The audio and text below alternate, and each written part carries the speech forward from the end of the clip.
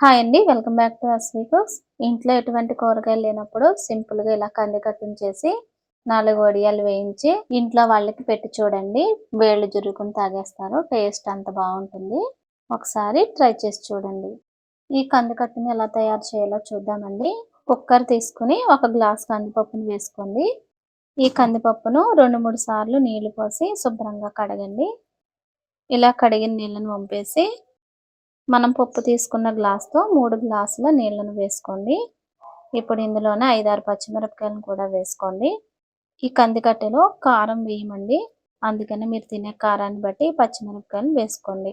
ఇప్పుడు కుక్కర్ మూత పెట్టి 3 విజిల్లు వచ్చేంత వరకు స్టవ్ మీద పెట్టి ఉడికించాలి. ఈ పప్పు ఉడికేలోపు పెద్ద సైజు నిమ్మకాయ అంత చింతపండును తీసుకొని ఒకసారి కడిగి నీళ్లు పోసి నానబెట్టుకోవాలి. ఇప్పుడు పప్పు ఉడికిన తర్వాత ఆవిరంతా పోయిన తర్వాత మూత తీసి ఈ పప్పుని చల్లారనివ్వాలి. పప్పు అయితే ఈ విధంగా ఉడికిందండి. చూడండి, ఇలా ఉడికిన పప్పుని మనం మిక్సీ జార్ తీసుకొని ఆ మిక్సీ జార్లో ఈ పప్పుని వేసుకోవాలి. పప్పుని వేడిగా ఉన్నప్పుడు మిక్సీ జార్లో వేయకూడదండి, మిక్సీ పాడైపోతుంది. ఇప్పుడు మూత పెట్టి మెత్తని పేస్ట్లా ఈ విధంగా చేసుకోవాలి. ఇలా చేసుకున్న పేస్ట్ని ఈ కుక్కర్లో వేసుకుందామండి. ఇలా వేసుకున్న తర్వాత మనం ముందుగా నానబెట్టుకున్న చింతపండు నుంచి రసం తీసుకొని ఈ పప్పులో వేసుకోవాలి. ఇలా చింతపండు రసం అంతా వేసుకున్న తర్వాత సరిపడా ఉప్పు, పావు టీ స్పూన్ పసుపును వేసుకోండి. ఇందులో కారం వేయమండి, అందుకనే సరిపడా పచ్చిమిరపకాయలు ముందుగానే వేసుకోవాలి. ఒకసారి కలుపుకున్న తర్వాత సరిపడా నీళ్ళను కూడా వేసుకుందామండి. ఈ పప్పు అంతా కలిసేటట్లు బాగా కలుపుకోవాలి. ఇలా కలుపుకున్న పప్పుని స్టవ్ మీద పెట్టి 2, 3 పొంగులు వచ్చేంత వరకు మరిగించాలి.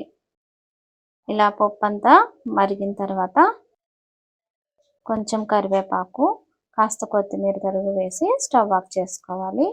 ఇప్పుడు పోపు కోసం ఆవాలు, జీలకర్ర, ఎండుమిర్చి, కరివేపాకు తీసుకుని స్టవ్ పై పాన్ పెట్టుకుని ఆయిల్ వేసుకోవాలి. ఆయిల్ వేడెక్కిన తర్వాత పోపు దినుసులన్నీ వేసుకోవాలి.